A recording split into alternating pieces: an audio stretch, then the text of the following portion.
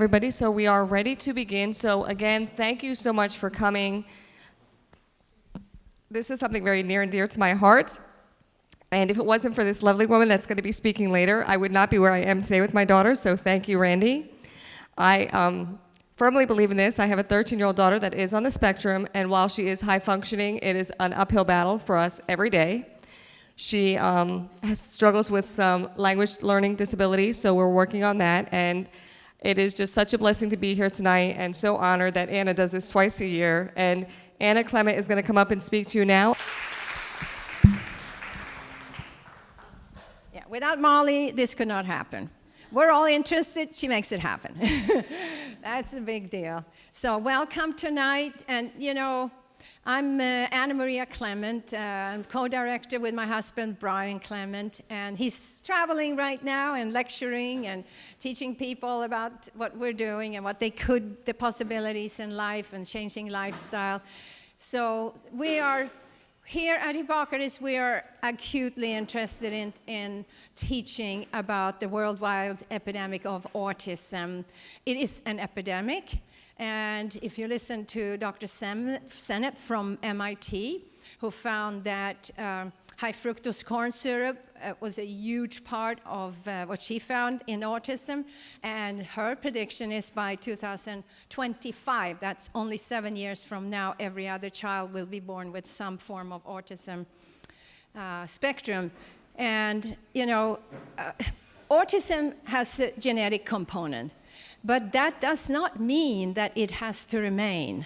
It can actually be adjusted. It can be reversed. And so many people have done this. And we have shown families in programs that we've done this. Like you can find it on the internet under Hippocrates website. And you can see families that absolutely have reversed. And it's shown in animal research. Like there is a doctor called Biddy Nasty in Holland. She's done amazing research with animals showing absolute reversal of autism. But the thing is, these people, of course, in laboratory research is waiting for a pill. You know, the magic pill. And if we're going to wait for medical therapies to come around, we will wait for a long time. And we don't have time to wait. We really need to work on it. And mainly, it has to do with mutations. And you know, all of us are born with different mutations. It could have started in the womb. It could have started from conception, actually, and what we ingested from our mother, and maybe our mother got injections, vaccinations. Maybe as a newborn we got vaccinations, or maybe it's just the genetic manipulation that's going on of our foods and the environment, pesticides, fertilizers. So how does mutations happens? Because anybody that goes through the institute and they learn about cancer or have cancer, they learn that cancer is directly a change in the DNA. Well, how easy can you change the DNA? Very easy, because it's supposed to be able to change, so we could evolve, so we would survive. You know, we're evolving as we speak right now. We're evolving to survive an environment that's very polluted, to have water that is not pure. An autistic child requires a very clean environment. But that's really our birthright too, isn't it? We were supposed to not have to worry about chemicals, about pollutants, like even formaldehyde in our furniture, maybe the couch you're sitting in, and flame retardant in your clothes, and laminated floors that as a baby you're crawling all over, that's just exposing us to formaldehyde. So, you know, it's everywhere for us to look into, and we can clean this up. We have time to clean this up, but we really need to realize that it's the decisions that we make that is going to do this. And really, our wallets are making a lot of decisions too, because you can by making decisions and making better choices when you shop in future. Why don't you shop green? Why don't you find things that are really helping to clean up the environment that you live in? So, governments are not going to change this. Governments is never going to change because it's corrupted no matter what, because you have the industry, you have the food industry, the chemical industry, you have this. For example, there is 62,000 chemicals that are actually totally unregulated. They are grandfathered in, and if you hear about EPA right now, today, for example, they're saying, it's not so economical, successful to have all these regulations, so let's get rid of a ton of them. And then what happens is it kind of goes over our head. And we're not realizing what we are exposed to and what we are exposing our little ones to. So tonight, we're going to have an amazing foundation here that you can learn from. And, I'm so happy to invite, I think I'm going to invite Dr. Ranicky first to talk. She's a psychologist, and she's working here with the a special cancer program, we call it CCWP, and she has experience with autism. And after that, of course, our own medical director, Dr. Josh Hellman, will come next, and then we go on and on. We have Mary Jo, who's an RN, who is going to speak to you about her experience and the 3 weeks that she spent here with her son. So here is Dr. Jan. Thank you. Good evening, everyone. I was thinking about it because I started out in clinical psychology, and at SMU, Southern Methodist University in Dallas, Texas, where I'm from, 30 years ago, we had autistic kids brought into us. Really, they were demonstrating what autism looked like. And at the time, the major treatment approach was a behavioral reinforcement therapy. And I was just telling Anna before we started, you know what the reinforcer was for these kids? M&Ms, right? And in preparing for this, I was kind of looking through it, and these kids love the M&Ms because kids with the autism spectrum disorder crave sugar, right? Because their serotonin levels in their brain tend to be lower, while actually in their blood, they're higher, but it's not getting into the brain. And the sugar raises the insulin, which drives the tryptophan, right, into the brain, which is the precursor to serotonin, and then it raises the serotonin. So interestingly enough, the M&Ms were sort of like just a crash course, but then the kids would just obviously crash. And so now we know there are much better, healthier, richer ways to do this, and they're rich tryptophan foods within the vegan list of foods, some of which would include the sea vegetables, right? Like the kelp, spirulina. There's cauliflower even, the butternut squash seeds, cucumber, mushrooms. There are more. But what we've seen is that we don't have to go to M&Ms. We can get a much better kind of reinforcing agent here. So I have some different slides, but I think what I want to do is, from my perspective over the last 30 years, is to really just kind of say, hallelujah, this is a night to celebrate. It's April, it's Autism Awareness Month, and we've come a long way. Because when I was originally trained, this was considered an incurable disorder, all right? I want you to know now that still in traditional medicine, we may still think of it sort of in that way. However, we know that's not true. I have one more test to finish, and then I graduate with my medical degree this spring. So I've just been trained and prepped for the U.S. medical licensing exam, and so I'm very familiar now with what's being taught. And fascinating, we still sort of consider this in medicine an incurable disorder. However, the holistic integrative functional medicine group, worldwide is what's led the way. And they're the leaders, and they're the ones presenting really showing the results, which I think is kind of exciting that this is an area that holistic medicine has driven the results in. Now we're seeing the academic institutions all over, the very prestigious academic institutions doing the studies, see? And if you look through the research, it'll say, across the board, we need more research, right? We need more research. We can't really in any definitive way, say that there's evidence to, a gluten-free diet, right? Or casein-free, right? Diet.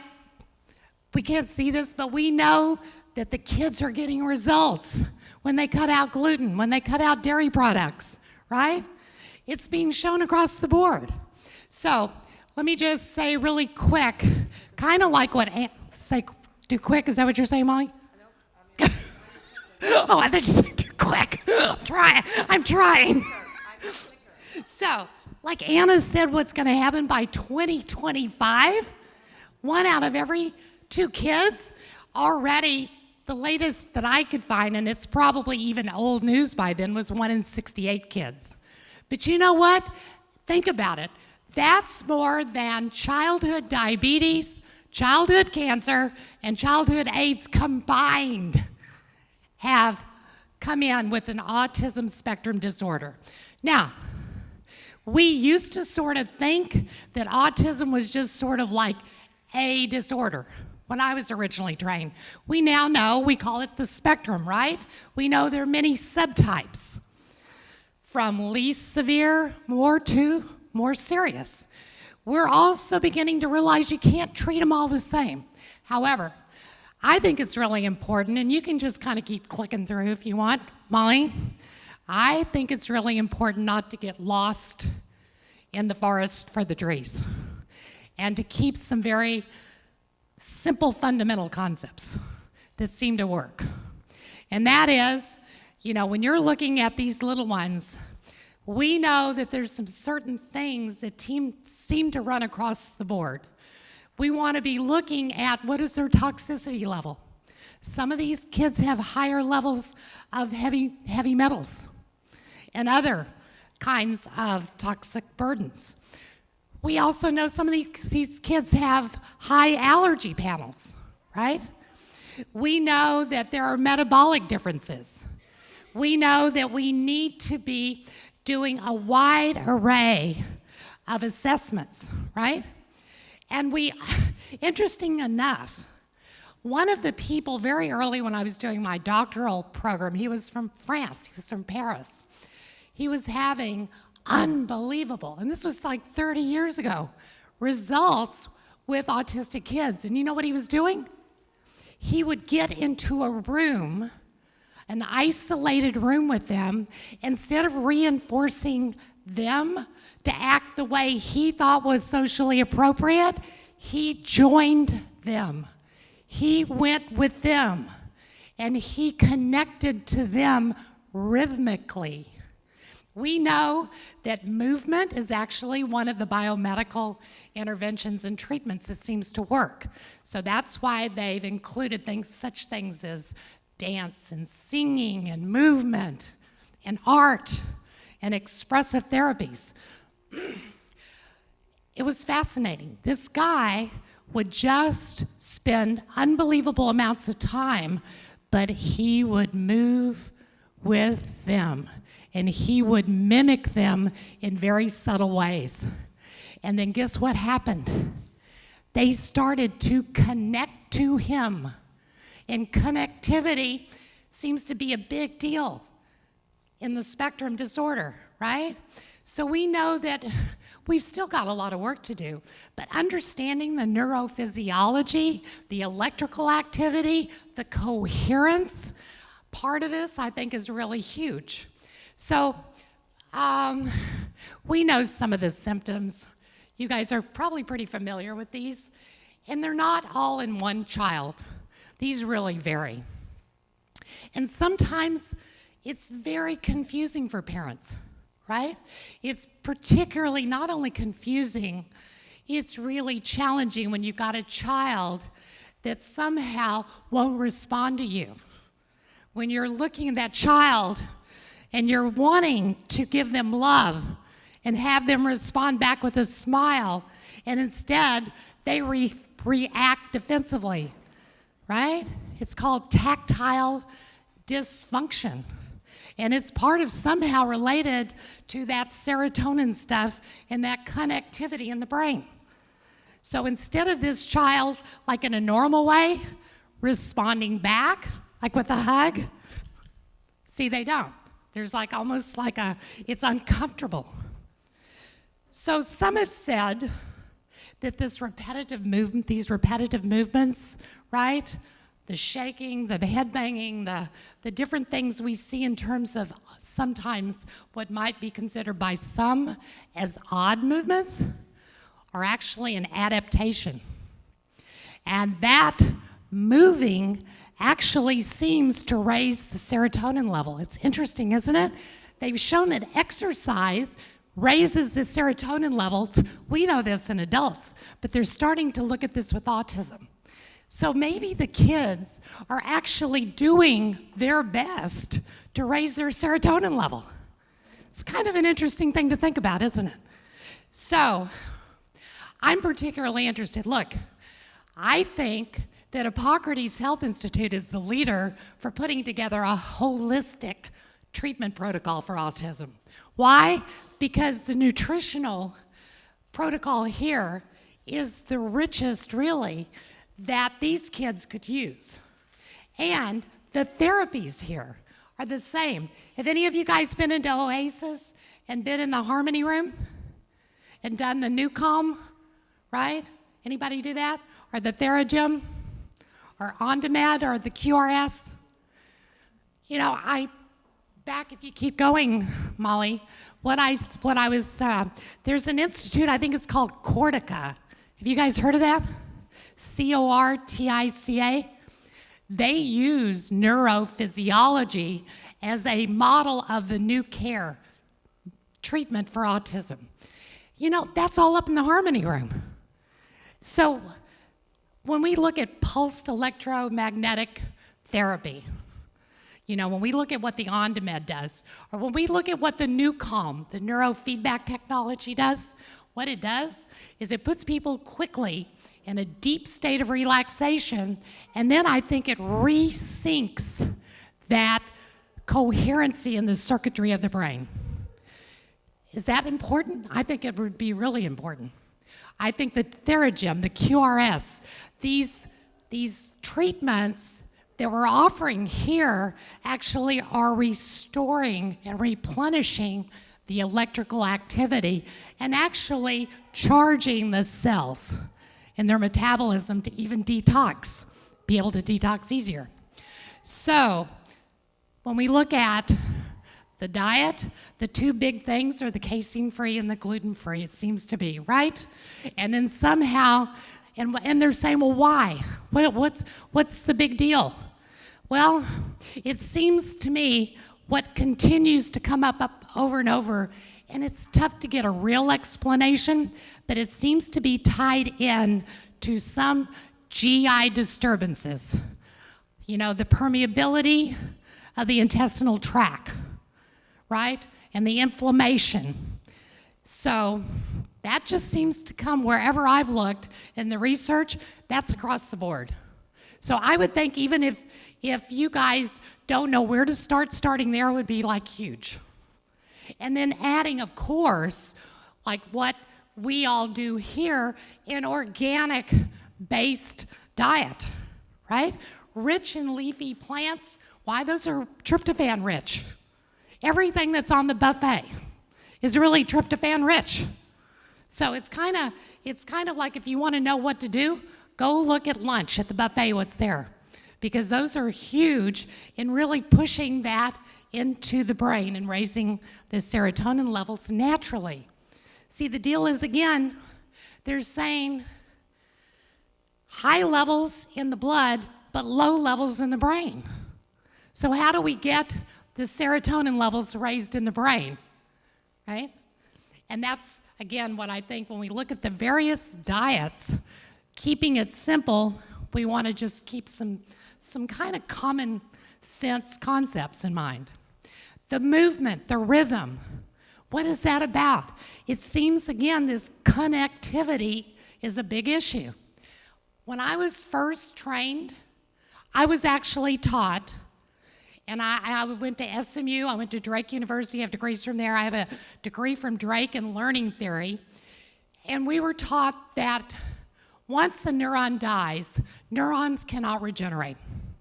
Okay, you come into this world, you have a certain number of neurons, and that's it.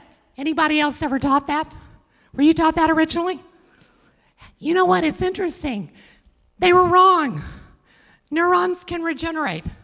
Now that's the good news, I think, because they're serotonin neurons. So whatever disconnectivity has been an issue here, the good news is we know that there's nothing in the body that can't regenerate. We know that we can establish and strengthen connectivity. I love that. I love it. And so how do we do it? We do it in a variety of ways, right? The therapies I mentioned up in the Harmony Room are one neurophysiology way of doing it, but there are other ways. This guy, I think, Molly, if you'll keep kind of flipping through here. I only use PowerPoints because if I try to stay to them, it's just not as interesting. Anyway, there's a guy who uses the floor mat technique. Have you heard of that? Where you actually get on the floor on a mat with the kids. Because his thought is, in order to talk, you first have to be able to, what? Babble, right? You make sounds and you babble, make words, and then you talk. In order to walk, you what? You have to get on your knees and you kind of crawl, right? And then you walk. So that in terms of these developmental milestones, in order to achieve them, you have to actually go back and reestablish sort of like, right, the train that leads up to it. So he gets on the floor with all these kids. And much akin to the guy that I knew in Paris that was kind of following their movements. He gets on the floor and he goes from babbling, right, to sounds, to words, to talking. I think it's kind of cool, right? It's just putting in that developmental chain. And then the concept is, okay, well, hey, okay, we've seen some results in these behavioral techniques. The biggest one is kind of what I learned at SMU 30 years ago, is you want a kid to respond to you?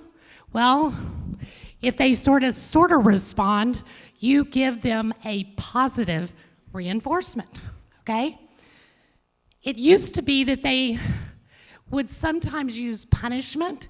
This is not being used anymore. And I'm happy to say that because it doesn't work. We would try to, what works best is to reinforce healthy, positive behaviors.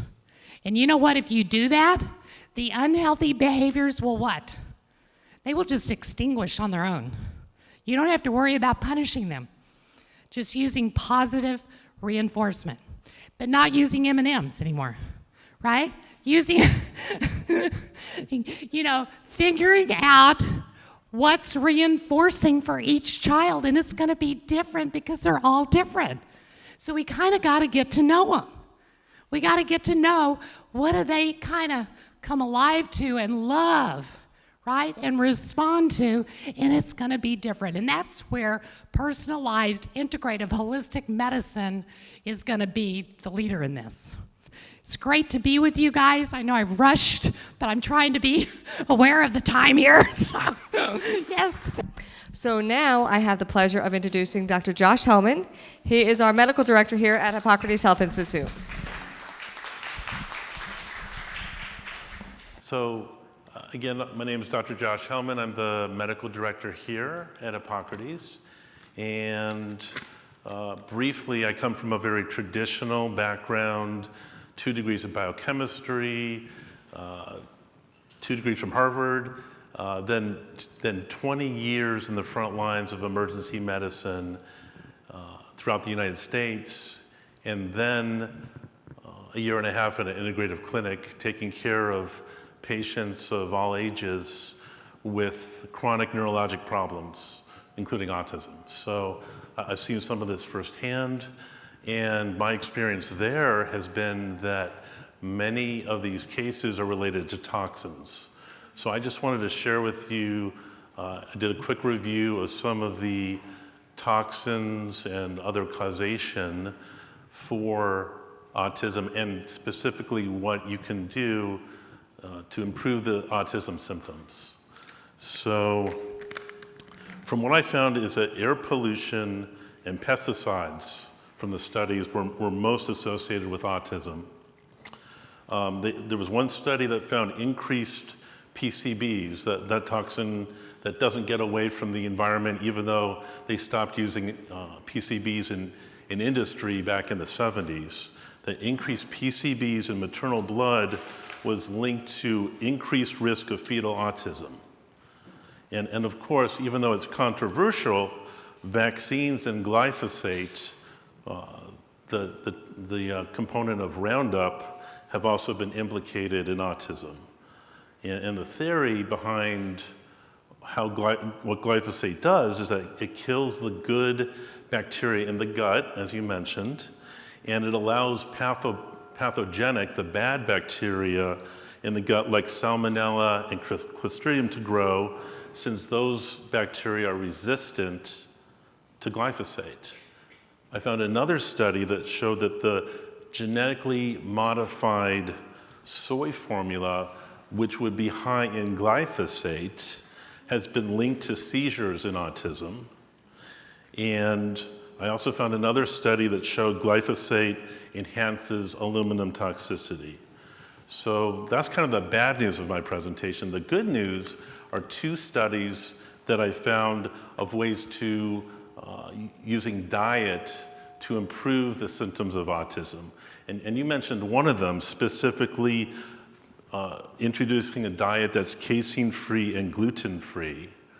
Okay, and I think the mechanism there is the casomorphines, the morphine-like compounds that are in the brain. If you take those out, the behavior of kids with autism improves. The other really hopeful study I found from 4 years ago involved broccoli sprouts. Who here has heard that broccoli sprouts can actually help with autism symptoms? So I see a few hands, which is great.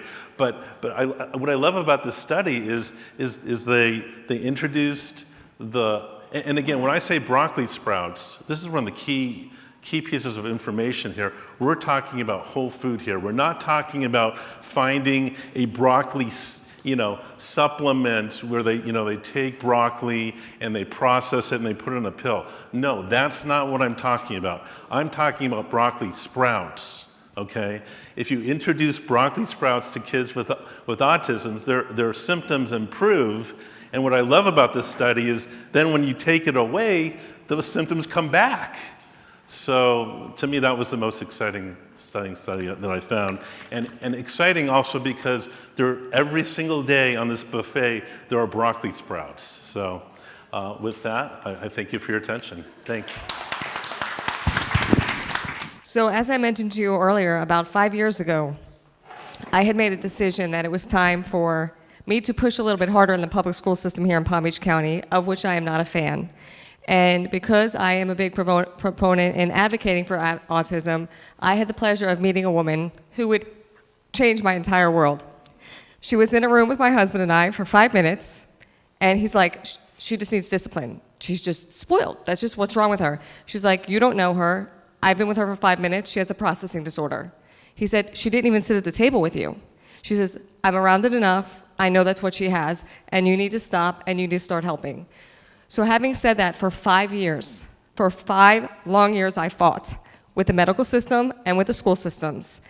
And last week, and I just gave it to Randy tonight, her profound knowledge of children on the spectrum is amazing because my daughter's neurologist confirmed what Randy has been begging me to find out for 5 years. So at that, I'd like to bring up Randy Solomon. Hi. I'm used to actually being in school meetings and sitting at tables where there's like 22 professionals and I'm the only advocate and support worker there with the parent. So this is kind of unusual for me because I'm usually sitting and I'm kind of spreading out my stuff and everything. So if y'all can't hear me or don't understand, just let me know. But I want to give you a little bit about my background. My background is I am not a doctor, not a lawyer. I am not even a paralegal or a nurse or a social worker, but I am a parent of 3 kids with various disabilities, 2 who are on the spectrum and 1 that has various difficulties. So I have, over the years, learned how to compensate, and we have, like, when we tried to get Josh diagnosed, my older one, it was a nightmare. My son was first diagnosed with a speech and language disorder when he was 1, and he should watch TV to learn how to talk. You like that one? Mm-hmm. Then we had, mental retardation. That was my favorite one. We had childhood schizophrenia, where I had a nervous breakdown and had to call the pediatrician.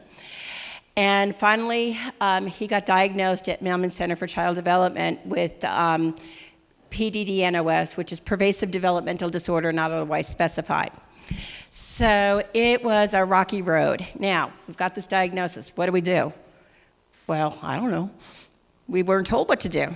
We just were given a box of tissues in the room and just said, you know what, we don't know if your son's going to be in a group home or an institution by the time he's 15 years old.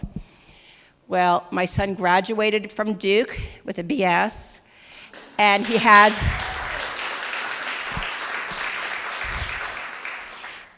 his master's and doctorate, and he, my God in heaven, is, well, number one, he's got health insurance, but he is working as a medical writer in Washington and living on his own. So, well, that was, yeah.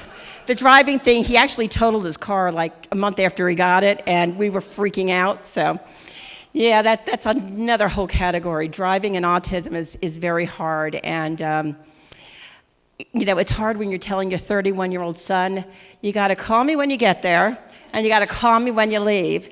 And people look at me like I'm crazy because I'm old already. He's, an old man already, but for me, it just makes me sleep better.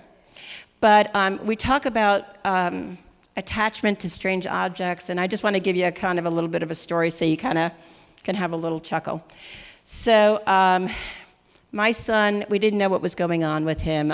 He wasn't talking, he wasn't speaking, and we delayed. And I don't blame the pediatrician because she really didn't understand that old adage that he'll talk when he wants to. So we kind of drifted along. And Josh had a chapstick, a black chapstick. He was about 1.5 years old, latched onto it. I thought, you know what, if it stops him from crying, he's happy with it and doesn't chew on it, I'm good, So, all right, so we put him in the crib, and one day we lost his chapstick. Now he's about 2.5 years old. We lost the chapstick. What are we going to do? So I go out and buy a new chapstick, and it's black. Won't accept it. You know why? Because there was a scratch in a certain spot on the chapstick, and he wanted that chapstick, So we talk about that attachment, and it's really, really difficult, but he's come a long way. I give my kids the credit. I kind of push them along. I say sometimes I have PMS, pushy mom syndrome. So, and I'm sure my husband agrees with me, like totally. But I wanted to start with saying that I don't know how many parents we have or how many professionals, but I think we're all going to agree on this. If you've seen one child with autism, you've seen one child with autism. They are not alike, and trust me, they aren't. So let's see what we can talk about. Give me 1 minute. But yeah, I want my glasses. Of course I want my glasses. They're on my head. So some of the things I wanted to talk about tonight. All right. Inclusion. Okay, and early intervention for kids with, especially that are on the spectrum. Parents look and they know something is wrong in their heart of hearts, something's going on with their child. They don't know. My kids got diagnosed at 5 years and 8 years, and even then I was pushing it. It's very hard, and I tried to get both my sons into an inclusion environment. Actually, Josh, I tried to get him into inclusion, and Joel, I tried to get him out of inclusion because he was bopping people on the head with sticks. So, but I do feel that they mimic the positive aspects of their peers.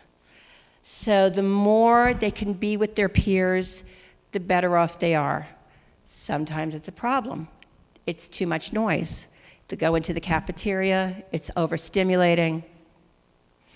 So you have to kind of work inside what they can tolerate and kind of lift it and make sure that you can stretch it as far as you can so you can get as much out of them, and eventually they may tolerate it. I know that my younger one, I swear to God, could not stand loud noises. Fireworks, I thought he was going to come. He crawled under me when he was 5 years old. He could not stand the fireworks. And I had to cover his head, even, eventually he learned to tolerate it. We didn't have what you guys have today in the community, so I had to kind of make up the therapies as we went along. Joel had he went all the time when he talked. Okay, could not get him to stop. But I noticed when he sang, he stopped. So I couldn't afford a speech therapist. I sent him to a vocal coach, and the vocal coach taught him to sing. And when he's singing, he got so used to that way, he stopped going. So there's different, methodologies. I want to talk about a few things, though, that are pretty serious. One of them is bullying. I don't know if anybody has a child that's been bullied in the schools or out of the schools. It's very heartbreaking, especially for the kids on the spectrum. And my sons were bullied, and my daughter was bullied, but my older son was really, really bullied, and I did not know what to do. So you got a kid who's got autism, and he's getting bullied. What's going to happen? Well, it depends. Some of the kids on the higher end of the spectrum end up becoming bullies because they've learned that that's the reaction that they need in order to get away from the bully. So there actually is in the school district a department. It's called Safe Schools. And a lady named June Esau, I think it's E-S-A-U, she is the director, and I'm going to give you a name, you're never going to spell it. Kim Mazauskas. Actually, I've been working with her for several years on bullying. So if you do have a child that's bullied in the school district, there is a form to fill out. And it's online, and they have it, it's hidden, but it's online. And you fill that out, and there are certain rules that you have to do in order to get help for your bullied child. And it's written in the school board policy. And one of the things, which you may find interesting, is that when you have a bullied child, and they are usually forced to sit next to the person that bullied them because the principal or the assistant principal or the teacher is trying to get them to kind of forgive each other, right? Well, according to the Jeffrey Johnston Act, and I'm not a lawyer, you can look this up, it says that that's not appropriate, and that they're not supposed to be interviewed with their bullied, the person that bullied them next to them. So there's a lot of different things, but Safe Schools is your haven if you have a child that's bullied. Okay, so now you got a kid that's diagnosed. What do I do? Okay, what in heavens do I do? I've got this diagnosis. I'm lost, okay? And most of the parents I work with are lost, all right? And they don't know the rules. There are a set of rules. Nobody knows how to find them. And recently, Florida hyperlinked the rules, so it's even harder to read. But me being me, and I'll give a copy to Molly, and if anybody else wants a copy, I'll scan it. I actually found the statutes, the more current ones. So I printed them up. And there's rules on there. You can request that your child be tested, okay? You can request it. There's two things that will happen. They either will say, sure, we'll test, or they will say, nope, and they'll offer you a written notice of refusal to take action, which is a piece of paper saying, basically, we're not gonna do it. So 9 times out of 10, they do. But let's say your child is 3, okay? And you're noticing your child's walking on his tiptoes. There's just behavior that's not typical among his playmates. So what happens now? So you call up Child Find, and you request a referral. They do the referral, you fill out the paperwork, okay? Now what happens, right?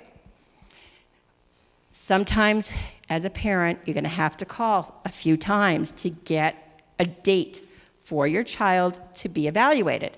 So what I tell my parents is write a letter requesting and consenting to that evaluation, okay?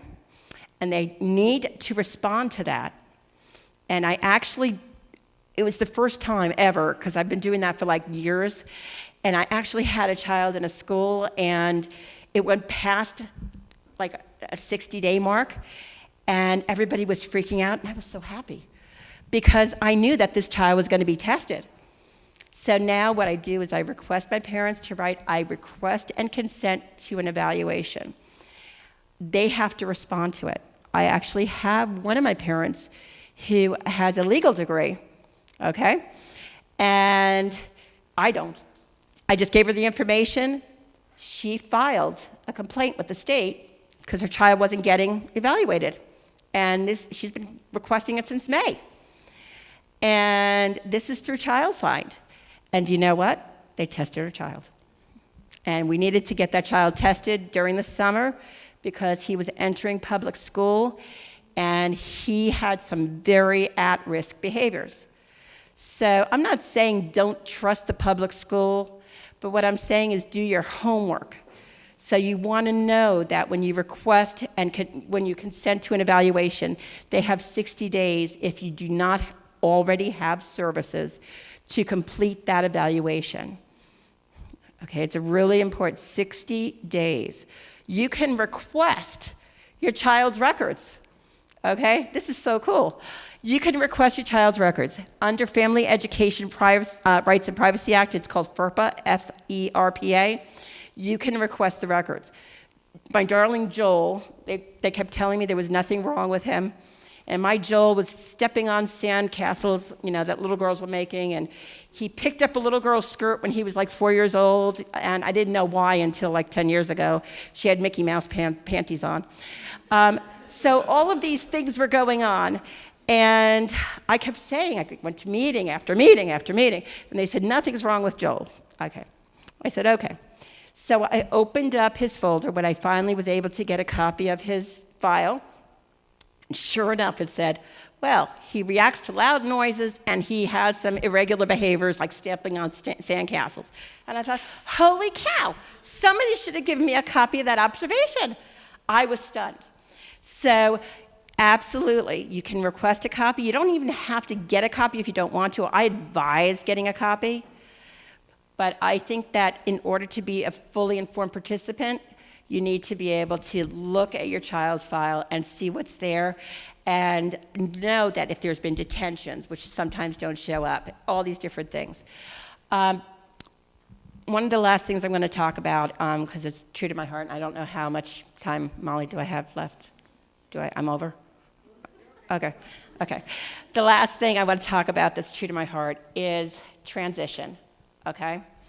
And you guys are here in transition, the parents are here in transition up the wazoo, I'm sure, because that's all the school district talks about, that's all the health department talks about, everybody talks about transition. Well, I'm gonna give you some information really quick, okay, and in case anybody here has a 17-year-old, all right? Actually, I want to just do med-waiver too, just real quick, just to give them that information. Okay, 17-year-old, really quick. If you have a 17-year-old who needs guardianship, okay, and I don't know if anybody's gone through this yet, it's thousands and thousands of dollars to get the guardianship, even if you have no money and you're on Medicaid. However, I believe legal aid still has the grant, right? Yeah, I'm thinking. Legal aid still has the grant. If they're 17, you can start the guardianship procedure.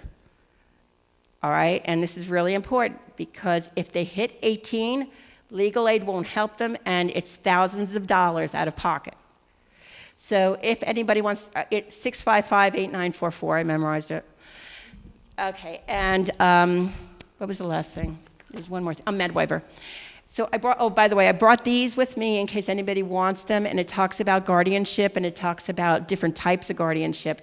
And I actually got this from an organization called the Florida Developmental Disabilities Council. See, Molly knows I do like verbal vomit. I could go on forever. Okay. The last thing I want to talk about is med-waiver. Does anybody know what Agency for Persons with Disabilities is? Okay, so very few. So if you have a child that's on the spectrum and has developmental disabilities such as cerebral palsy, autism, and there's like 4 others, right? Anyway, they qualify to go on med-waiver. Now, it's not that simple with autism. You have to have a certain IQ, you have to have certain things going wrong, and then they go ahead and either put you on the wait list or deny you. Once you get on the wait list, now you all heard the news that says like 10,000 people are on the wait list, right? Well, it's a priority wait list. So if you have a child that is literally so aggressive, pulling babies out of other people's arms, you know, just jumping the fence, going to the pool, okay? That's called a crisis waiver. So once you get on the wait list, then you tell them that you have a crisis with your child, if you do. Okay, and then it can take maybe a year or so. It's not going to take 10 years the way that they had said. So I know I'm running out of time, and I'm going to say thank you for letting me speak. Do you want to do questions later? Or? Yeah, we're going to call it at the end. Okay, all right, thank you very much. And now I'd like to call it Miss Uli Nexvis, and she is going to talk to you about her background with autism. Could you just put on? Hello, I'm a participant here in Hippocrates, 4th week going, and I was here before and I was very impressed, but I didn't know you worked with autism. And I'm a child and youth psychiatrist. You can since maybe 20 years, but I don't work with that any longer. But so it's a little bit old, my information about autism. What we do in Sweden, because I'm from Sweden. When I trained in the beginning of the 90s, it was very new to diagnose autism and Asperger's syndrome as well. And I had one colleague that was much older, and she took me to her department, so I learned that from the best in Sweden, actually. And she was so upset because so many of our colleagues and even the psychologists were talking about the mothers. They were doing the wrong thing with the babies. That's why they developed. Did you hear that too here? Yeah. Yeah. So that's what was going on even in our clinic, actually. In one of the, Stockholm clinics that was very highly educated people there. But that's what they were talking about then. So she started to pave the way for us younger doctors, and now it's not talked about like that at all. We forgot that. What I learned from her was just doing the diagnostics together with her. We were a doctor, a psychologist, social worker, and a teacher, special needs teacher. And we together filmed the baby, or not the baby, but from maybe 1.5 years old they came. And we did interviews with the parents and with the teachers or the daycare center people. We did some tests specific for teaching and communication, and tests more of the IQ, actually. And there's a big difference if the person has a low IQ or a high IQ, and it's not that easy to put that where it's supposed to be, because the communication is so difficult, you know. Yeah. And what we had then was not any treatment, I would say. The schools, some of the schools, especially the anthroposophic schools, like Waldorf school, they knew a little bit. They used a lot of movements. This, what is it called? They have a special, Erika, you know? No. They have a special sort of movement dance that helped these kids. Also, they also always had vegetarian food.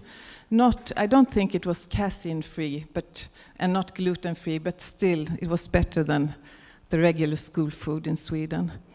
And they started, I was also a school doctor for a long time, and I tried to integrate the kids in the schools, but it was a big question about having them in the groups with the other classmates or not, because they needed special sort of education to develop. It was much more a challenge for the teachers, but also the best teachers that I met were teaching these kids. And we did this with M&Ms too, but yeah. But that was actually the best development of those kids, you know. They had one-to-one education with one trainer, and they were and they trained at home with the parents too, like 20 hours a day. I mean, not really, but really tough. And they developed. So I met one boy when he was like 8 or 9. I was just going to listen to his heart and do this regular school examination. And he screamed when I touched him. It was like, and he wouldn't let me. And he was just like, and trying to hit me. And he was just, and it was, he didn't look sick or anything. So we just forgot about it. And he had been to some doctors before. So we just let him be.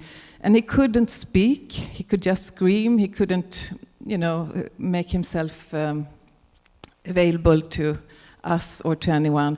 But I met him 5 years later, and I didn't know it was the same boy. It was like so fantastic. And he had been training like this, one-to-one for a couple of years. But he was also so bright.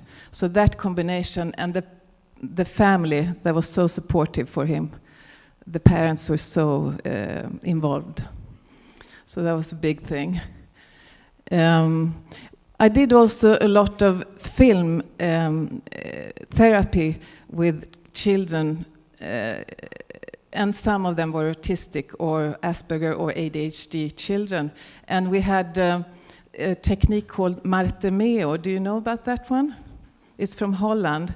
You look at the interaction with the child and the mother and father or the teachers. And we filmed it like 5 minutes maybe when they were eating or in school or whatever they were doing. And then we showed small pieces that were working. When they got contact, when they were happy, when they interacted. And that could be like a millisecond compared to everything else that didn't work. But that's what we showed. And then slowly, you get them back on track. Especially the parents, they were so tired and had so much problems and couldn't. It actually started with a psychologist in Holland that were working with autistic children. And the mother of one autistic child that she was working with asked her, "What are you doing that I can't do?" And then she developed this technique, and it's really good for anything. But it takes a lot of time, of course. No. ACT, acceptance and commitment therapy, that's more for the parents. and the teachers. Do you know about that? No, it's like a behavioral therapy, cognitive behavioral therapy, third wave technique. So it's a lot about mindfulness and looking at yourself, observing self, and then do things that you need to do and not I don't know, avoid it, you know, yeah. So that's more for parents. But the other thing is called Marte Meo. Marte Meo. Also, some of the children went to a special clinic that a parent had started in Stockholm called Tomatis. Do you know about that method? Yeah, you help the child to.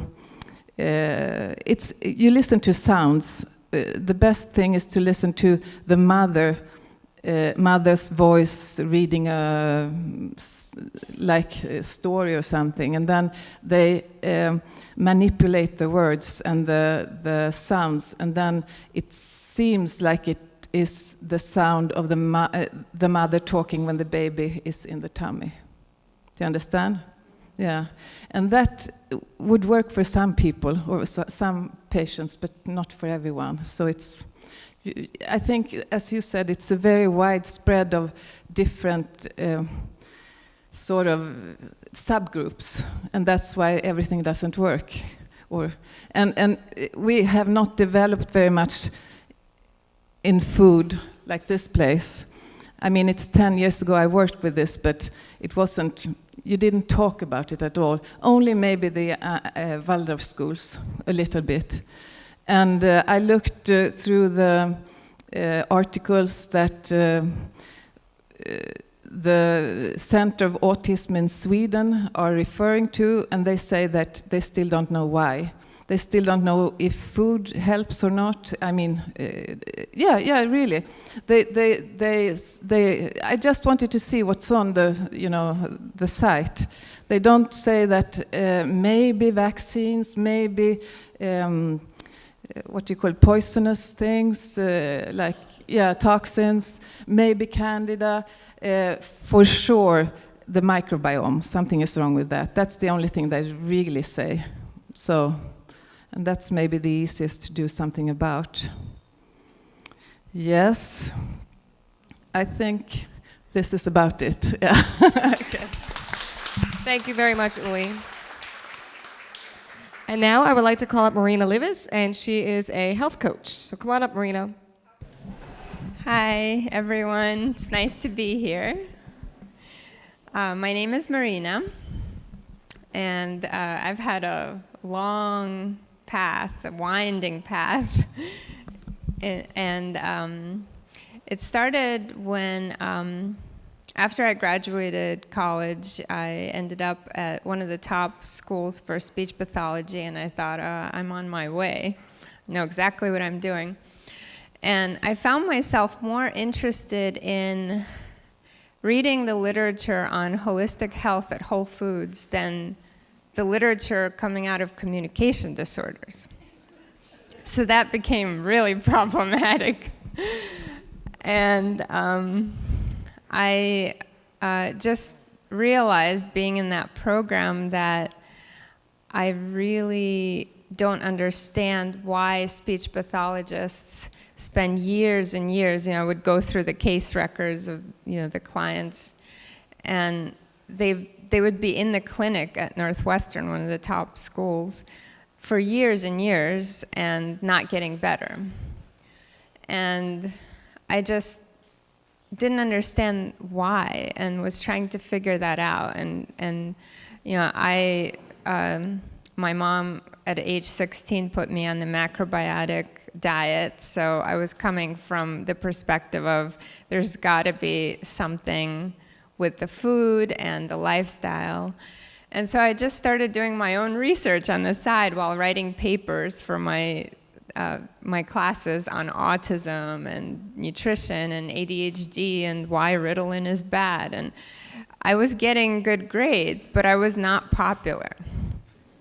What resulted was I ended up leaving that program without completing it, moving to New York City and starting my studies as a health coach through the Institute for Integrative Nutrition.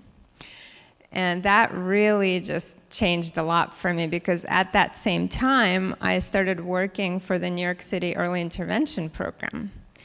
And because I was studying holistic nutrition and lifestyle, diet, at the same time, and participating in IFSP meetings and advocating for the kids on my caseload, at least I felt like that at the time. I was the only person daring to talk about nutrition in these meetings and saying ABA, 40 hours a week of ABA is not the answer. And even fighting with the psychologists, saying there's floor time, there's, so many other alternatives to ABA, and you need to look at the underlying issues. Well, that job then inspired me to continue my studies. So then I went back to school for social work. And my road wasn't that much easier in social work. In my first year field placement, they call it a field placement, like an externship, I was placed in the psychology anxiety disorders clinic through the university at Rutgers. And I became quickly unpopular there when I presented during a case review with the psychologists a research study, several research studies, looking at the biomedical markers for systemic inflammation and various dysfunctions that are common in kids with autism. And the reason I brought that up is because the psychology clinic was focused on going into the homes of these families and doing functional behavior assessments and not assessing their diet, not assessing their lifestyle, none of that. And I was the only one that was like, what the hell? And so I spoke up. I don't know how to be quiet when it comes to going against the grain. And I've had to go against the grain quite a bit. Well, they almost failed me out of that externship as a result. And I just want to say, as I stand here today, and I was doing some research on this subject, because I just did a presentation at Nutrition Smart, and I came across this editorial by Dr. Mark Hyman, and it's called Autism, Is It All in the Head? And I really like that he makes the analogy that autism is a hologram for chronic disease. In it is reflected all the causes and cures for chronic disease, and autism is just an extreme manifestation of disruptions in normal biology that exist in varying degrees in most chronic illness. It's a reversible systemic disorder that is influenced by genetics and affects the brain, rather than a genetically determined, fixed, brain-based disorder. The broken brain of autism is caused by a broken body. Fix the body and the brain can recover. And those are some powerful words. Maybe coming from Mark Hyman, people will listen when I try to say them. It backfires. But what I want to say is I've had a personal struggle with almost all of the markers that he lists in this article. One of them are genetic polymorphisms, impaired methylation, I've got that. Allergy and autoimmunity, gluten, lactose intolerance, soy, yeast, you name it. Digestive dysfunction. Gut dysbiosis, I've had that. Nutritional deficiencies across the board. You can ask the SpectraCell analysis team. They'll tell you all about mine. And the common ones are the B vitamins, and for people on the spectrum, it's really important to take methylated versions of B vitamins because of the impaired methylation. Vitamin A and D deficiency, I've had chronic almost all my life D deficiency, and so moving to Florida has been a lifesaver. zinc deficiencies, magnesium deficiencies, manganese deficiencies, mitochondrial dysfunction. That's a big one. It's demonstrated in 70% of kids with autism. I've had it too. And it's no fun. When you have mitochondrial dysfunction, you can get 10 hours of sleep and still feel tired and go throughout the day. You could exercise and do whatever you can to get that energy up and still just feel lethargic and fatigued and drained. And I remember when I came to Hippocrates, my mom gifted me as a graduation present from the social work graduate program for a stay at Hippocrates for 3 weeks.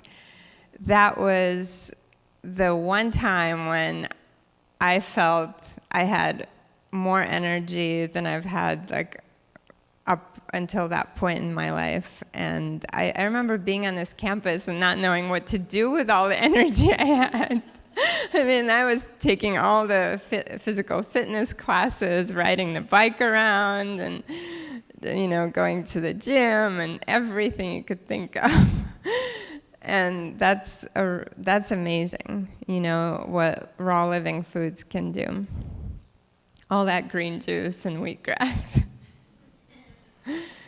So I'm grateful for that. And I share about it, and I sprout my own beans. I make the Hippocrates green juice. I go to Got Sprouts and I buy the pea sprouts and the sunflower sprouts, and I really enjoy it. I really like sprouting. There's something about it that it's like nurturing a new life. It's really pleasurable.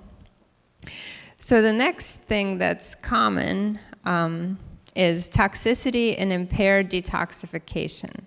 I have had major mercury toxicity, and it got to the point where I had to go on medical leave from my job in New York, and I came down here to see a functional medicine psychiatrist. And he was the first one to identify that I had the genetic polymorphism, and the mercury was responsible for my suicidal depression and all that. And that was such an eye-opener, because even though I knew a lot already, I really didn't know much about mercury toxicity and what it could do. And mercury toxicity feels kind of like a combination of ADD and Alzheimer's combined. And I think Dr. Hyman talks about this too, because he had mercury toxicity as a doctor in training, and so I can really relate, and it's no fun. And I have personally avoided, even when working in hospitals, I've told them I want thimerosal-free vaccines if you're going to force me to get vaccinated, and I just had my holistic doctor always give me the religious excuse or the allergy excuse to get out of the vaccinations. And it's a battle, it really is. And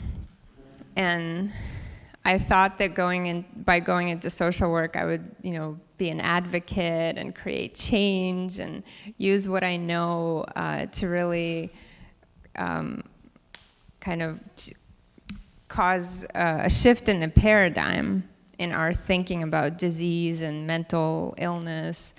And so far, I've just gotten a lot of heat and a lot of backlash for it.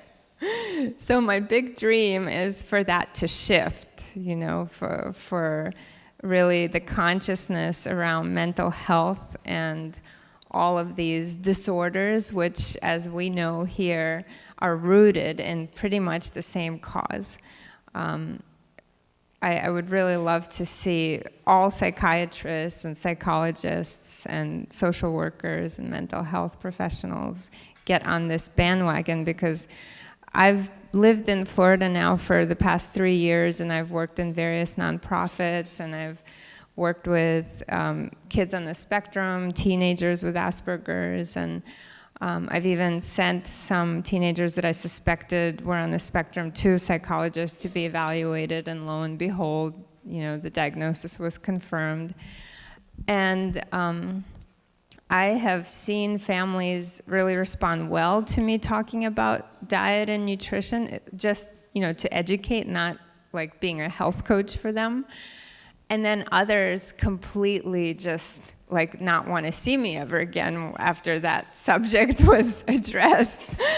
So it depends, and but luckily it's becoming, the awareness is increasing, it's becoming more common, more mainstream. And I would just love to see that people like me who are in the social work, mental health field come to Hippocrates or other places where they can learn about the importance of diet and lifestyle, to brain function and mood and behavior, because I know for myself, like I can do an experiment where one day I have regular cheesecake and I get immediate inflammatory response with my sinuses being congested and, just itchy eyes and all of this stuff. And then I might go to Christopher's, like if I'm craving a cheesecake, and I'll have their vegan cheesecake. No problem. What a difference. And, in the world of traditional mental health, I'm the oddball that's like bringing my own lunches and doesn't microwave the food and all of that, doesn't drink the coffee, and I don't drink the Kool-Aid either. Not in any sense of the word. So it's really tough to go against the grain, is what I'm saying. And I just want to say I've been really privileged to be part of an organization that I got involved with when I was living in New York. It's called Epidemic Answers. And they had since asked me to beta test their online health coach training program, where you go through different modules and you learn about, the new childhood epidemics, as they call it, which includes autism, sensory processing disorder, ADD, ADHD, the whole gamut. And you learn about how to now be a coach with families to take them through a program where you give them little bits of information so you don't overwhelm them all at once, and you learn about elimination diets and how to work in conjunction with doctors. So what I passed out, there's information about that program. You can go on epidemicanswers.org. Epidemic Answers also has free webinars you can sign up for, and different resources and practitioners listed on their website. I'm one of them. And they also are doing an initiative called Documenting Hope Project, which is a film documentary that they're going to put together. And right now it's still in the fundraising stage. They're going to have a number of naturopathic doctors, functional medicine doctors, holistic nurses, and various specialists working together as a team with a group of kids that will be enrolled in this program, and they're going to take them through thorough testing and assessment and treatment and diet change and supplements and the whole gamut. And so that's going to be starting very soon, and I passed out the Documenting Hope Project info there, so you can check that out. And as a final word, I just want to say it's really important to remember what a role stress plays in our lives, and we live in such a stressful world, from the EMF exposures to just all the news, the politics, the daily stressors of life. So it's really important for us to practice mindfulness. Like, I have been practicing Kundalini yoga for over 15 years, and it's a lifesaver for me. And any day that I haven't meditated, I notice a difference. So I highly recommend that you all choose a practice that you like and enjoy, whether it's dance or yoga or whatever form of meditation you like, to de-stress and to, just unburden yourself from this toxic world that we're in.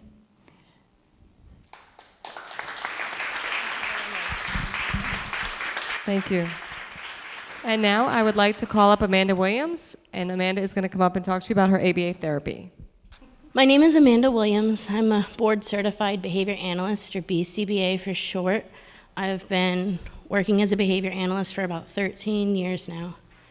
And recently, I've been going through the diagnosis process myself with my son. He's 2 years old. I'm fighting actually to get him diagnosed. It's very stressful. Right now, they're just calling it a speech delay, but I know better. So, anyway, we gotta go. Okay. So, what is behavior analysis? Behavior analysis is it's the study and principles of learning and behavior. There are two types of behavior analysis. There's the experimental analysis of behavior, which is our research methods. It's how we determine all the principles and techniques that we're going to use.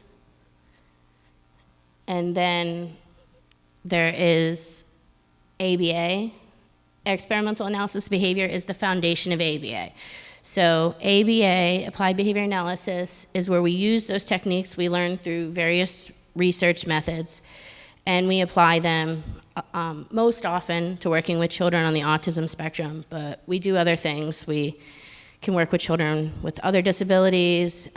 We consult with businesses. Basically, in our world, we say if it moves, it's behavior, and that includes verbal behavior, communication, which is very, very important to me. So yeah, OBM is when we do business stuff. We can move on to that. We don't really. We can work on improving skill deficits. A lot of kids with autism may need help with their functional communication. That's a big thing. A lot of the inappropriate behaviors that we see sometimes are happening, a lot of the times are happening because the children want to access something and they have absolutely no way to tell us. So they resort to what they know best, tantrums or whatever has worked in the past. We can also reduce problem behaviors, not just in the world of autism. We can work with all individuals. So they've had studies where we've been able to reduce drug use and abuse and theft and vandalism. But more specifically with kids on the spectrum, we work with elopement, aggression, with physical and verbal aggression, tantrums, SIB, or self-injurious behavior. So when we're thinking about autism and ABA, it's not always the most popular thing to be talking about nowadays. Sometimes people have a misconception of what ABA is. They think of some old school methods of sitting a child down at a table and drilling them repeatedly, mass trials, and it's very boring and the students don't really like it. But that is not what ABA is necessarily like today. ABA is safe and effective. There's a lot of research out there that shows that it works. But we don't do massive group studies like you would in any other psychological field. We don't have control groups. We look at a single subject design. We're just looking at one individual. Does this one intervention work for this one child? If yes, cool, keep doing what you're doing. If no, change it up. One of the great things about ABA is we can use our data collection methods to track other interventions. So if your child is starting a new diet or starting a new therapy, if you're collecting data on the behaviors and the skills that they're acquiring, you can see if that is actually working or not. Some of the benefits of ABA. A lot of the students have shown significant improvement in many areas, like communication, learning. One of the goals I have as a behavior analyst, and a lot of good behavior analysts have, is not just to teach specific skills, but to teach a child to love to learn. So we really want them to enjoy being there and being with us. It's not sitting at a table, but getting down on the floor with them, engaging them, getting down on their level. You know, finding out what really motivates that specific child, whether it's, you know, time with mom or spinning in circles, you know. Different kids have different things. They also have had improvements in reasoning, communication, and adaptability. Early intervention is very important. In the world of ABA, there is a lot of studies that show early intervention is very effective. By early intervention, we're talking about services that are comprehensive, so they address a wide variety of skills. It doesn't just focus on communication, but focus on communication, social skills, learning readiness, all different sorts of things. The programs have to be individualized. You can't just go and say, we're gonna do this one procedure blanket across the board. You have to look at an individual child and thoroughly assess their background. You need to know about any diet changes, any medication changes, sleep pattern, different things. If you don't get a very global background, then you can't even start to recommend any kind of behavior change. And the intervention, if it's really considered early intervention, it has to start before age 4, and it's supposed to be intensive, which means between 25 and 40 hours of ABA a week, which is a lot. But again, this isn't necessarily that discrete trial drilling a kid at a table. We could be going out with them into their natural environment and playing with them, going to the playground, teaching them how to play with other children, encouraging them. Going to the supermarket, teaching them how to shop, functional living skills that they need. There is research that shows that those that get early intervention do very, very well, but not all students are going to respond the same, of course. Some are able to transition into a mainstream classroom. Others will, you know, remain in an autism-specific classroom, or they may only be able to be mainstream for part of the day with some support. But again, it's very individualized. So they did some research to comparing intensive early ABA versus other early intervention treatments, which includes ABA that's not intensive, less than 25 hours a week. And what they've shown is that children who receive the early intervention do much better. They have larger improvements in a broader area of skills. And they've polled the parents and done research, and they find that the parents actually have a lot less stress because their children are doing better. They're not misbehaving, so parents may have a little extra time to, you know, spend as a family together. And although we focus a lot on early intervention, that doesn't mean we can't work with other learners. We work a lot with school-age children, teenagers, and even adults. When we're working with teenagers and adults, a lot of the time we focus on more functional living skills, preparing teenagers for that transition to adulthood, giving them the proper vocational skills. Preparing them for college if that's the route that they're going to take. I have some teenagers I work with that are getting ready to go off to Palm Beach State, and then I have others that we're trying to get them into some sort of vocational program. Although the research isn't as supportive for working with older individuals, it still shows that it's effective, and the biggest thing is we need lots more research. With everything else, with kids on the spectrum, research is greatly, greatly needed. So who's qualified to perform ABA services? There is a huge demand for ABA these days because autism is so prevalent. So a lot of people are claiming to be ABA specialists that are not. So I just want to give you a quick run through of who is actually qualified to provide services. If in doubt, you should always go to the BACB Certification Board website and check people's credentials out. If they are a BCBA or another service provider, they should be registered with the board. So there's board certified behavior analyst, BCBA, or a BCBAD. The only difference is a BCBA has a master's degree, a BCBAD has a doctorate. They are the ones that oversee all the treatment, they write the treatment plans. They are not usually the ones that provide direct services, unless you're really lucky. Then, this is just the requirements to become a BCBA. Basically, you need a lot of coursework, you need a master's degree, you have to pass a standardized exam, and a lot of experience in the field. A BCABA is just, it's the bachelor level degree of a BCBA. They don't have a master's, they have a bachelor's. They still have to pass the standardized test, but they have to be supervised by a BCBA. They can still oversee treatment, they can still write plans, but they have to have someone that's a BCBA sign off on papers. Just like a lot of people in mental health have to have like a licensed social worker sign off for them. The requirements are very similar. You just need a bachelor's degree and you need experience in the field and supervision, and you have to pass a standardized exam that's a little shorter, still very difficult. Then there's this new thing that's called the RBT. This has come up in the last few years. The Behavior Analysis Certification Board realized that the people who are providing direct services to our children, there is absolutely no standardized requirements or anything. Basically, a lot of the companies were saying, oh, you have a high school diploma, we'll give you a course and throw you in the field. Well, that doesn't work for a lot of families.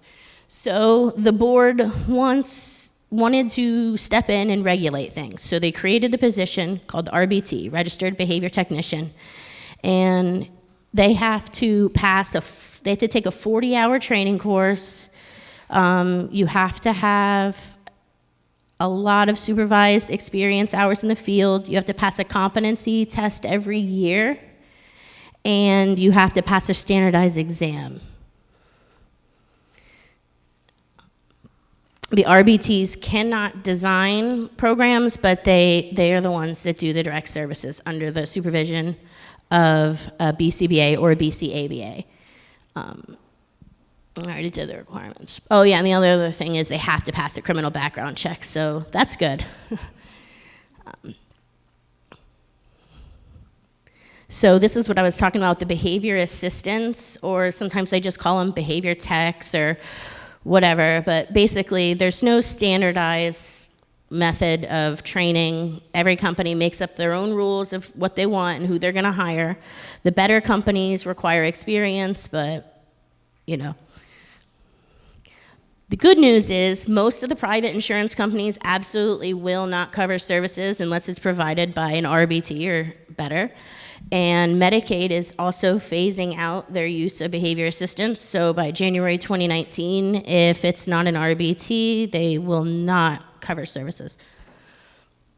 So what does ABA involve? It is definitely not a one-size-fits-all approach. It is not sit down at the table and drill you all day.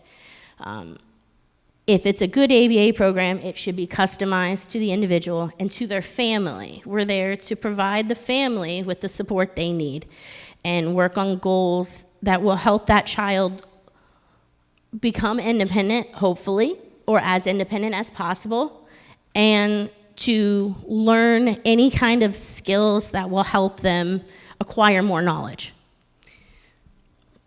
So when you're looking at ABA programs, they will be very different if they're good programs. If you see an ABA program that looks like another, then it's probably a bad program.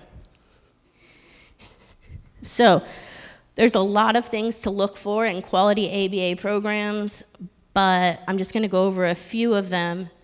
Right now, you wanna make sure that everything is designed by a BCBA, not a RBT or behavior assistant or someone that's not at all credentialed.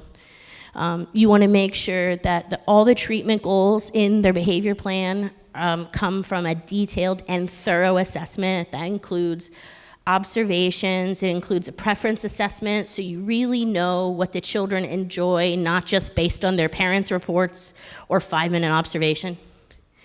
It has to be developmentally appropriate.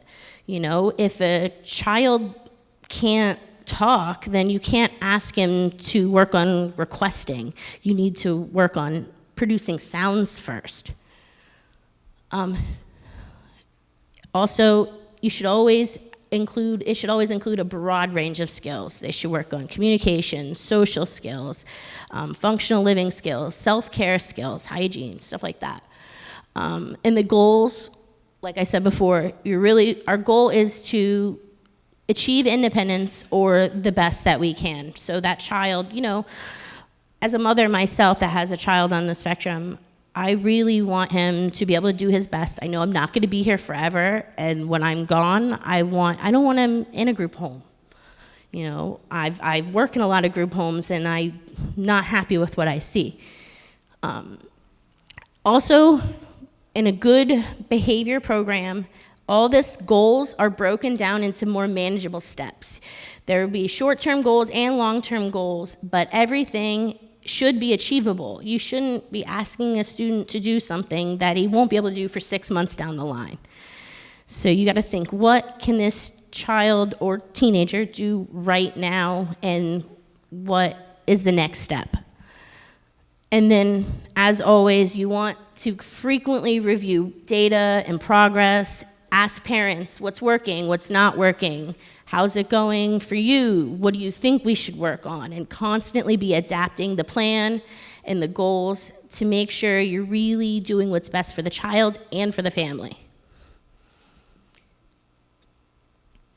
You can go. Some ABA philosophies and techniques that you should look for in a good program. There should always be a lot of variety of behavior analytic techniques. Yes, we do still sometimes sit a child at a table and ask them to perform certain things. It's school readiness, basically. I mean, if you go to school, most schools are going to have a child sit at a desk to do academic work. But we're not going to make the child sit there for 2 hours straight doing the same thing 50 times. Not anymore. Instead, you mix it up. You do some language skills. Then you work on some play skills. Then you go outside and do some community safety skills. How do we cross the street? Make sure you look both ways. You go out into the community, go to the park, go shopping, do all those things. You want to make sure that the learner's day is structured so that they can encounter as much learning opportunities as possible, both planned and unplanned. You want to set your day up, if you can, to make sure your child's going to have opportunities to practice requesting, have opportunities to practice playing. Whatever the goals are in the plan at that time, the child needs to practice it in its daily routine. If he's just doing it during therapy, that's not enough. You want to make sure that the learner is receiving lots and lots and lots of positive reinforcement for everything awesome that they do, every great, happy skill, every behavior that's appropriate that you want to teach. You want to reward and praise. We want to pair praise with tangible rewards early on so that we can teach them that good job means something. It's just not words that we spit out. We really try to pair that socialization with things that they enjoy so they learn to enjoy socializing. We want to make sure that they do not receive reinforcement for behaviors that could be dangerous or that could prevent them from learning. So if they're constantly getting up and walking away, we want to make sure we don't reward that. Does not mean we're going to punish it. We do not use punishment often anymore, and if we do, we have to have approval from a board, a county board of directors, and it's not something that anybody ever wants to use. We definitely try every positive approach we possibly can first. And we want to make sure that there's always a heavy emphasis on teaching appropriate functional communication skills. Because if a child can ask you for a drink, he doesn't need to tantrum for a drink. And if a child can tell you he's in pain, he doesn't have to cry. Of course he's going to cry, but So that's all I have. If you guys have any questions. Thank you very much. And now, Miss Mary Jo Walsh Watson. Come on up from the Mountaineer School of Autism. As Molly was so kind to introduce me, my name is Mary Jo, and I'm the owner of Mountaineer School of Autism. I have a son who is 15. He is severely autistic and deaf and incredibly awesome. I know you have been to some of my son's IEPs over the years, and I was that parent who was always It's to the point where maybe it was probably a good departure because I said, I'm just going to open my own school because as my husband of 21 years will tell you, I just can't be made happy all at once. So I'll just go ahead and do it my way. What I wanted was what I wanted for my son, for his needs as a whole person. It wasn't just academic because he had a variety of academic needs that I felt like not everyone really truly understood. But he had nutritional needs that I felt like I didn't have any kind of control over with cafeteria food at the public schools. He had a lot of healthcare needs that he was getting sick all of the time, and it didn't matter how many different doctors and specialists that we went to. It just didn't quite seem to figure it out. It's like been peeling an onion for 15 years. We've tried a number of different approaches, and we have been lucky enough to come as an entire family here to Hippocrates. We came, all four of us, for 3 weeks. And I can't wait to show you the pictures. I'm not sure what she's doing up here. Molly, she's coming back. I'll keep talking, and when we get the pictures, it will be so much more exciting. So I wanted to address, because I know when you had asked, well, what if they have a food aversion? They all have food aversions. My husband still doesn't want to eat things I make. But if we're going to do behavior therapy, I was afraid too, because my son was a huge carnivore. We've been gluten-free, casein-free, and I thought, oh, this is great. And I did see great improvements with being gluten and casein-free for the past 3 years. But in order to get rid of some foods, we compensated with a lot of other foods. My son ate a lot of meat. You're the tech person, right? God bless you, child. All of us over, yes, we won't know how to do this. So I prepared him by eliminating meat. And this was a major struggle. So before we came here, he was meat-free for 4 weeks. But even as well prepared as we were, I had no idea how difficult it was going to be here. And everyone at Hippocrates that we met has been so helpful and accommodating and encouraging and wonderful. So the first couple days, I'll be honest, Malcolm, he didn't eat. And with him being nonverbal and deaf, I would sit there and I'd be like, with the breakfast? And he would go, and he would push it away. And I'm a pediatric nurse for 20 years. So the nurse in me kicked in, and I thought, well, he's not going to starve himself, and we're not going anywhere, so we'll just wait this out. And we did. I'll be honest with you. He didn't eat breakfast, he didn't eat lunch, and he didn't eat dinner, and he was, for lack of better language, he was really pissed off at night, that first night. And I was pitying the people who were next to us because I thought, oh my God, just go to bed. But he didn't go to bed. He doesn't sleep well. So we started out the next morning with wheatgrass and a walk. Didn't go well. He did love the wheatgrass. Twice a day, he loved the wheatgrass. I can't wait for the pictures. He's a ham. And then I found that there was just the buckwheat cereal that he wanted. So bless their hearts, every morning they made sure that we had the buckwheat. He loved the pool. For any of you who have experienced the plunge, I counted his longest time was 37 seconds.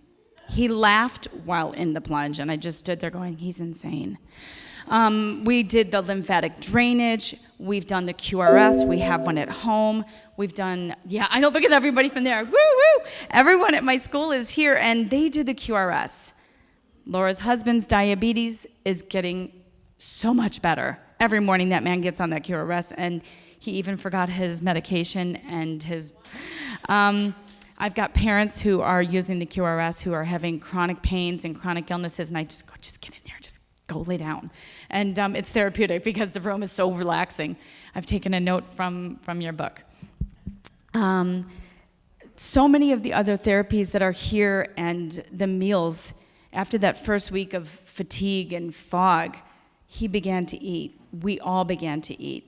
It's amazing how you can make salad dressings out of what's here because it made it so much better. And he is doing fabulous things that for 15 years that me and medical doctors and lab tests all day long couldn't figure out. Why did he sweat all the time? Why was his body temperature high all of the time? Why was his OCD? There's 77 drawers at New York Company at the Wellington Mall. 77 drawers. He had to count all of them, open them, feel all four corners, shut it, go to the next. 77 drawers. So we don't go to the mall too often. But these were things that were really problematic. It's difficult to get through a day when OCD is governing every waking minute. He didn't sleep through the night. He would wet the bed at night. He's 15, he's potty trained. What's going on? I can tell you so many things from the cold laser that we have used for the past year to reduce inflammation. This is nothing that my Western medicine medical doctor would have used. So cold laser reduces inflammation. I know that my son had a lot of inflammation because of blood tests. So the nurse said to me, I want to know why we're doing what we're doing. Give me some evidence-based data. He had inflammation markers out of this world. A year we have been doing laser with him. The QRS we have been doing for probably a couple months now, right? My son's hearing loss is along his auditory nerve. Last week we went to Miami Children's Hospital, and the doctor couldn't explain it. But the inflammation has gone down so much that he's lost his diagnosis of auditory neuropathy, and he's now a candidate for a cochlear implant. He is sleeping through the night. He's not sweating. His metabolic syndromes are coming down. He's regulating. He's not OCD. And I'm saying a lot of these have been in the last 2-3 months. His OCD is so much better. He's sleeping better. He's more calm and regulated. His teachers are nodding because God love them. They chase him around for 12 hours a day. I agree that diet is critical. I think that one of the things about my school that is so different is that we look at the whole entire person, the whole family. We have an incredible academic program, kids all on the spectrum. There is an incredible variety. We talk about diet and nutrition. We talk about both Eastern and Western medicine. We want to work with families. One of our families, a new family, was here tonight, and she went to Nutrition Smart. And I had sat with her the other day, and she's like, this is everything you were saying about the microbiome and the probiotics and all the parasites in the gut. And I'm like, yeah, the gut really is the first brain. We have to rethink everything that we've been taught. And there have been changes in medicine over the years. Things that we were once taught is not always correct. So having a fresh perspective and being willing to change the belief systems that we have is so important. I do believe, and I want to encourage anyone who is just starting this, it is like peeling an onion. You've got to stay firm. Don't give in. If you love them, I know where it is. Like, they're asking for it so bad, and you want to give them what they want because you love them. Being strong, and it comes in waves. I think by the second week, Molly had said, how are you doing? And I looked at her, and I felt my chin going. I'm like, oh my God, please don't. And I just burst into tears. And Molly's like, what is it? And I'm like, well, he wakes up at 5 o'clock in the morning, and we can't wait until 3 hours later for breakfast. And then that day, Molly's like, here's oatmeal. We've got some stuff that you can do. Anything that you need, they provide for you here. And it's not just, food. It's life. It's food for your soul. And I know that the changes that we have gone through during the 3 weeks that we spent as a family here have been incredible and will be remaining as life-changing. But I don't want it just for me. I want it for everybody. I want everyone to access the resources that are around them. I know it's hard, but death is such a crappy alternative. I see people sick all the time. Your eyes are open now. Wherever you go, you see people who are sick, and you're like, oh, I don't want that. And I want to live as long as I can to take care of my child with autism. So not only do I want him to be healthy, I need to be healthy. So it's not an option. It's not, does this taste good? Yeah, it might taste good, but that's only because all the chemicals have tricked your brain anyways. Open your eyes. You got to be strong with your child. Anything else, like you wouldn't let your child go run into the street. The same level of danger and life-saving gut that hits you with that kind of put your foot down. No, sorry, you can't have it. And we, for the most part, are the ones who buy the food and bring it into the home. So we can't say, oh, well, my 4-year-old drove through McDonald's. No, you did it. Just keep going. Pack the food, bag it up, and they'll eventually eat it. They will. They're not going to starve themselves. They are. Well, it's the raw thing. I mean, you got to make a game with it. The DIR that you were speaking about, was that you, the developmental with Dr. Stanley Greenspan? Somebody had that up there. We use DIR at the school. So we play with the kids. We play with the kids. We get them. I don't care if we're like, flicking green beans across the room and playing with them. Eventually, they're going to get eaten or stepped on. But the food is living, and if we want to replenish our bodies, it's not just one thing. It's using everything. The QRS is amazing because it is getting into the very mitochondria of the cell. Our body can heal itself. So many of us, especially with your son, where you were saying he's college graduated. Look at her, she's going, yeah, right. Oh, yeah. She's doing sign language. This is so good. She's like, oh, very, very good. I'm not sure what that is. This is great. No, I'm talking about you.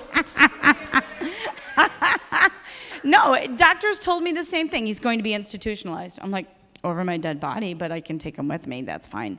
I'm not going to do that. And you were a pioneer. There were no services for you. So never take what anyone says is what is going to be the end result. The end result is going to be what you've put into it.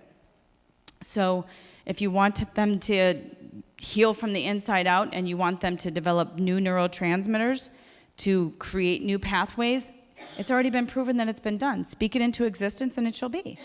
That's just it. That is it. That is it. We were sitting here and Molly came in and she's like, how's everything going? I'm wiping away the tears. It's so small, the little things that they do. Malcolm got up from the table, he walked over, he got the cinnamon, and I gestured, and he dumped in the cinnamon, put the cinnamon back because it has to be in the right place, stirred it up, and then ate his breakfast. But there's so many, that's why I said I don't know what you're referring to. It's the first time, but he's done so many firsts. He's helping me wash the vegetables in the kitchen and bag them up. He's got so many firsts lately. It's just everywhere I turn, I look around, I'm like, oh my gosh, look what he's doing. So this is awesome. Chopping. He's chopping. He's cutting up his own food and he's cooking away. It's awesome. It's awesome. He's chopping the tops of the strawberries off, a lot of the fruits that he wouldn't eat before, the berries, and sticking the berries with the forks. This is good. He's eating a lot more variety of foods than he was before. And with the QRS, from a physiological, I don't know, by show of hands, how many people are using the QRS, and I don't know if you felt the same thing. I know they're all raising their hands. I did a pilot study at the school with 10 children. For 10 days with 4 children. Twice a day, once in the morning and once at night. I wanted to see how things were going, and the results were phenomenal. Immediately, the kids' core body temperatures started coming down. They were a lot more attentive. Their vital signs were more regulated as far as not having such a high heart rate, which when we talk about the adrenal crisis that they're on. An hour after the QRS, they were having large bowel movements. An hour later, and it was something you want to let go of because it was horrible smelling. So I know they were detoxing, and that was when Malcolm started to sleep through the night when we were here at Hippocrates, and we had started the 10-day study prior to coming here. And staff has been using it, parents have been using it. I can't say enough about QRS because if you understand it, how it gets into the mitochondria, it's phenomenal. The youngest participant in our study was your son. Yazia's 7 years old, up through 15. Yeah. To the point where his teacher came in and said, did you start him on medication? Because he went into the classroom, got his books, sat down, and attended for 3 hours without, I love him, but her son with his autism, he's chasing invisible butterflies, but he was like this.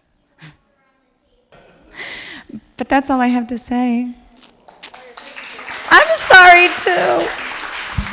Okay, we're almost got, I know, guys, I thank you so much for being patient and waiting, but Anna just did want to touch for a moment on the study with the dolphins in Lithuania. Yes. And that's the pictures that you are looking at. Yeah, so here's the picture you've been looking at. So, we're always trying to find therapies, effective therapies that work, and so we found one of the most impressive work that deals with mind, light, and sound in Lithuania. And it's a sea museum. It's called Lithuanian Sea Museum. And we published in this magazine, which you can pick up here, and at the Institute, we published an article about this center. And Brian, my husband, just visited this a month ago, and you can see him there. Oh, Molly, can you help? Okay.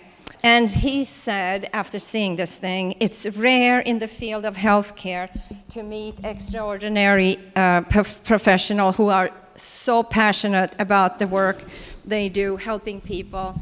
And there's a Dr. Clivia and team inspired me to know there are others whose hearts are in the right place and certainly at the right time. So what happened with this Sea Museum, in 2001, there was a Polish family that begged to come there to use these dolphins for their child who had autism. And they let them, and it was amazing. And of course, then followed tons of research. And the more they researched and had many children go through that, I realized about 80% success. 80%. So now they opened a new center in outside Vilnius and in Lithuania. In 2015 it opened, and it's really going for education, and it's going for arts and crafts, music, relaxation, and it's also the welfare of dolphins. You see Brian there too. And it's done in collaboration with Klaipeda University, and it's also approved for cerebral palsy. And the dolphins are actually Black Sea bottlenose. So we want to show you the movie. There's a movie from there.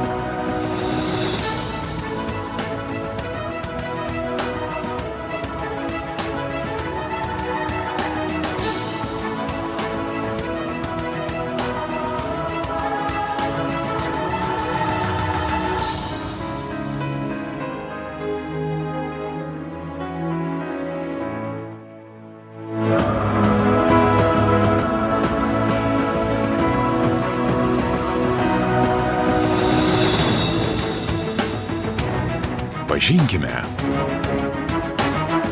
pajauskime, džiaukimės, tausokime. Lietuvos jūrų muziejus. You read research from Japan, Malaysia. I mean, this autism is not just here. This is an epidemic all over the world. So, and I want to thank all the participants. I want all the participants that has been speaking to come up here. And thank you all for listening, and thank you for making a difference. You know, one thing, because we've done this several times, and we often have spent more time really talking about vaccines and immunizations. And interesting because so many other things have come in this whole, I think, understanding. We haven't really spoken about it that much. I know I live in California that the laws have become so much more strict about even signing off the waivers for vaccines and immunizations. And I would just like to bring it up. And I think the awareness of the preservatives hopefully is becoming more and more. We're becoming a little more conscious about this as well. But I think one of the big things is, because I kind of got in trouble in medical school because one of my professors, his wife was a pediatrician, and I presented my topic on vaccines and mercury and autism, which didn't go over too well. But anyway, I still made it through. So, however, interestingly enough, we have choice. If you guys do get your kids vaccinated or immunized, remembering that it seems like if we can delay the scheduling to where these kids are older, they do much better. And we do have a lot of choice without some of the restrictions on that. So I would just offer that to you if you're in an area where you're getting a lot of pressure because your kids are going into schools and you're having to get that sign off, to please just remember that there are still a lot of choices in how you can start them out in terms of the schedule. Yeah, and to add to that, Dale Bigtree made a beautiful movie called Waxed, and that gives you so many answers. I just read a book called Vaccines 2.0 by Mark Blaxill, who was a part of our Real Truth About Health that we do once a year with Stephen Shore. Amazing, and Dale Bigtree was there this year too, so you can look that up. So any more questions?